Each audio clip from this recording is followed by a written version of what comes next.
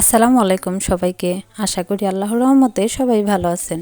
আজকে আমি আপনাদের সাথে শেয়ার করব কিভাবে সহজ পদ্ধতিতে কামিজ কাটিং করতে পারেন। আজকে 34-35 বডির জন্য কামিজ কাটিং করব। তো প্রথমেই গলার মাঝ বরাবর খুব সুন্দর করে ভাঁজ দিয়ে নেবেন। দেখতে পাচ্ছেন আমি যেভাবে ভাঁজ দিচ্ছি, গলার মাঝ বরাবর এইভাবে ভাঁজ দিয়ে নেবেন। আমি প্রথমে জামার সামনের পার্টটি কাটিং করব এবং পিছনের পার্টটি পরে কাটব। তো এখানে আমি মাঝ বরাবর ভাঁজ দিয়ে নিয়েছি। এখান থেকে গলার চওড়াটা আমি 6 ইঞ্চি নিব, এখানে 6 নিব, আর নিচের দিকেও এখান থেকে ধরে 6 ইঞ্চি নিব। 6 ইঞ্চি নিয়ে সোজাসুজি একটা দাগ দিব। আর এখন এখান থেকে এই বরাবর আমি যে দাগটা দিব এটা হচ্ছে 34 বডির জন্য। তো বডি যত থাকবে তার 4 ভাগের 1 ভাগের মাপ নিতে হবে, অর্থাৎ 34 বডির জন্য আমি এখানে 8.5 নিয়েছি। তো 8.5 লাগলে 9.5 দাগ দিব। আর এদিকে আমি 14 ইঞ্চিতে ফাড়ার জন্য মাপ নিয়েছি, আর এই শেপের জন্য 8 ইঞ্চিতে মাপ নিয়েছি। আর এই শেপের এখানে আমি বডিতে যদি 8.5 লাগে এখানে 7.5 মানে 1 ইঞ্চি কম নিব। এখানে 1 ইঞ্চি কম নিয়ে মাপ নিব, আর আমাদের যেই মাপটা থাকবে সেই মাপ থেকে 1 ইঞ্চি করে বাড়িয়ে বাড়িয়ে মাপ নিয়ে নিতে হবে। সেটা আমাদের সেলাইয়ের পরে বাড়তি কাপড়ের অংশের জন্য। এখানে আমি 14 ইঞ্চিতে এবং আমার বডি যেটা থাকবে কোমরও সেটাই হবে, অর্থাৎ বডি যদি 34 হয় কোমরও 34ই হবে। আমার মাপ নেওয়া হয়ে গিয়েছে। এখন আমি এখান থেকে শেপটা সুন্দর করে এঁকে নিব। এখান থেকে শেপটা আমি সুন্দর করে এঁকে নিলাম। এখন আমি এখানে হাতার শেপটা আঁকবো। তো 6 ইঞ্চি 3 ইঞ্চিতে আমি একটি মার্ক করে শেপটা সুন্দর করে এঁকে নিব। তো এইভাবে আঁকতে পারেন, আর আপনারা যদি এভাবে শেপ আঁকতে না পারেন তাহলে এখানে 1 ইঞ্চি পরিমাণ ধরে তারপর শেপটা এঁকে নেবেন। 3 ইঞ্চি থেকে শুরু করে এখানে 1 ইঞ্চি পরিমাণ রেখে তারপর শেপটা এঁকে নেবেন এইভাবে। তো আমার এদিকে শেপ আঁকা হয়ে গেল। এখন আমি নিচের দিকে মাপটা দিব। তো নিচের দিকে আপনারা 34 বডির জন্য ঘের নিতে পারেন, 42 বা 44 ইঞ্চি নিতে পারেন, আর যার যেরকম ইচ্ছা সে সেরকম নিতে পারেন। তো সেক্ষেত্রে এখানে 22 লাগলে 23 নেবেন। 1 ইঞ্চি বাড়িয়ে নিতে হবে, কারণ ভাঙাতে 1 ইঞ্চি চলে যাবে। তারপর আপনার কোমর থেকে ধরে এই বরাবর কেটে নিতে হবে। এখন আমি এখান থেকে ধরে কেটে নিব এইভাবে। গলার মাঝ বরাবর আমি একটি মার্ক করে নিলাম। এখন আমি যে দাগটা দিয়েছি সেই দাগ অনুযায়ী কাপড়টা কেটে নিচ্ছি। আর গলাটা আমি কাটিনি, কারণ আমি বক্রম কেটে একেবারে গলা বসিয়ে দিব। সেই ভিডিওটা আপনাদের এর পরের পার্টে দেখাবো। সেলাইয়ের ভিডিওটা আমি পরের অংশে দেখিয়ে দিব। তো এখন আমি শুধু কাটিংটাই দেখাচ্ছি। এখানে খুব সুন্দর করে শেপ কেটে নিতে হবে।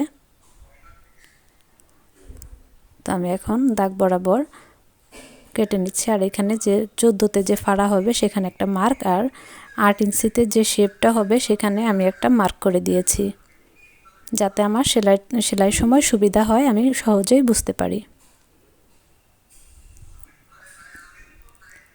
আমি একদম নিচ পর্যন্ত কেটে নিচ্ছি কাপড়টি।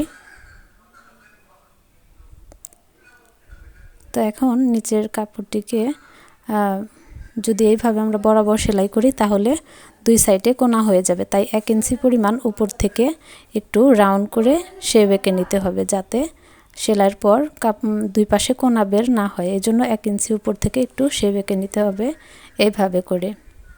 তাহলে আর 2 পাশে কামিজের কোনা দেখা যাবে না, রাউন্ডটা শেপটা অনেক সুন্দর হবে। তো আমার জামা কাটা শেষ হয়ে গেল। এবার আমি নিচের পাটটা কেটে নিব, পিছন পাটটা কেটে নিব। তো পিছন পাটের জন্য আমার যতটুকু কাপড় লাগে অতটুকুই আমি নিয়েছি, আর বাড়তি কাপড়টুকু রেখে দিয়েছি। এটা কিন্তু আপনারা চাইলে ছোট বাচ্চাদের জন্য জামা বানাতে পারবেন। তো নিজেরা কাপড় কাটলে টুকরা কাপড় বেঁচে যায়, সে কাপড় দিয়ে বাচ্চাদের জন্য সুন্দর জামা প্যান্ট তৈরি হয়ে যায়। আমিও সেই জন্য পিছনের কাপড়টি সাইড করে নিয়েছি, এতে করে আমার অর্ধেক কাপড় বেঁচে গিয়েছে।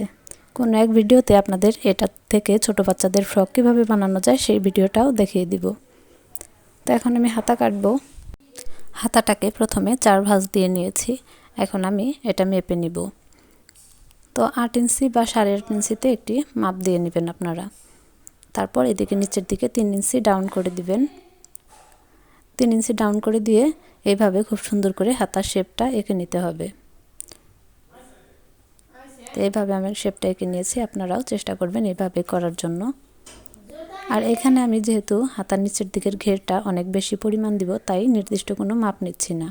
আর আপনারা যদি মাপ দিতে চান তাহলে যত লাগবে, যেমন যদি 5 লাগে তাহলে 6 নেবেন, 1 ইঞ্চি পরিমাণ বেশি নেবেন সেলাইয়ের জন্য, সেলাইয়ের পরে যে বাড়তি কাপড়টুকু থাকবে সেই জন্য। তো আমি এটার হাতার ঘেরটা অনেক বেশি দিব, তাই কোনো মাপ নিইনি। আর হাতার শেপটা এভাবে এঁকে নিচ্ছি। তো আপনারা চাইলে আরও বিভিন্ন ডিজাইনে হাতা কাটিং করে নিতে পারেন। তো আমি এইভাবে কেটে নিচ্ছি। আর এইখানে কোনা হওয়ার একটা সম্ভাবনা থাকে, সেলাইয়ের পর দেখা যায় যে হাতায় কোনা বের হয়ে যায়। আর সেজন্য আমি এখানে একটু উপর থেকে শেপ দিয়ে নেব, যেভাবে আমি জামার নিচের দিকে শেপটা দিয়ে নিয়েছিলাম সেইভাবেই আমি একটু উপর থেকে হাতাটাও শেপ দিয়ে নেব, যাতে কোনা না বের হয়। আর কোনা বের হলে খুব বাজে দেখতে হয়, তাই এভাবে করে নিতে হবে। এভাবে করে সেলাই দিলে আর কোনা বের হবে না। তো আমার হাতা কাটিং শেষ হয়ে গেল। দেখতে পাচ্ছেন এখানে আমি মাঝ বরাবর একটি মার্ক করে নিচ্ছি, যাতে জামার হাতাটা বসাতে সুবিধা হয়। তো আমার জামা এবং হাতা কাটিং শেষ হয়ে গেল। দেখুন হাতা কাটিং এবং জামা কাটিং হয়ে গেছে। এখন গলাটা আমি যেহেতু বক্রম কেটে পরে বসাবো, তাই গলাটা কাটা হয়নি, এবং বক্রম কেটে বসালে গলাটা খুব সুন্দর হয়। এখন এখান থেকে আমি বক্রম 2.5 ইঞ্চিতে একটি মাপ দিয়ে নিব। আর যদি আমি জামাতে কাটতাম তাহলে হচ্ছে 2 ইঞ্চি নিতে হতো, কারণ সেলাইতে চলে যায় আরও 1/2 ইঞ্চি।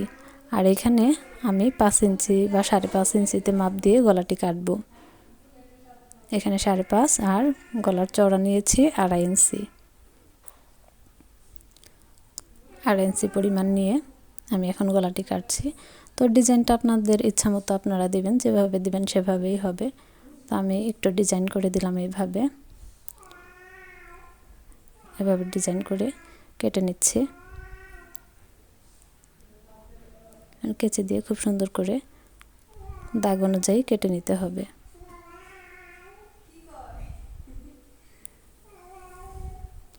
তো এইভাবে আমি কেটে নিচ্ছি।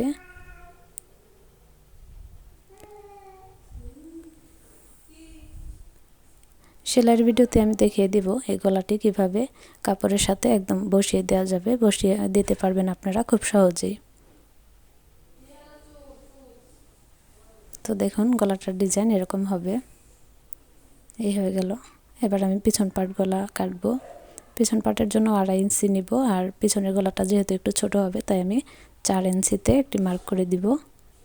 4 ইঞ্চি লম্বা নিব এবং গোল গলা দিব আমি পিছনে, তাই এভাবে একটি শেপ এঁকে নিয়েছি। এখানে আমি গোল গলাটি খুব সুন্দর করে কেটে নিব। তো আপনারা যদি সেলাইয়ের ভিডিওটি দেখতে চান, অবশ্যই এই ভিডিওর দ্বিতীয় পার্টটিও দেখবেন। আর সবাই ভালো থাকবেন, সুস্থ থাকবেন। আল্লাহ হাফেজ সবাইকে।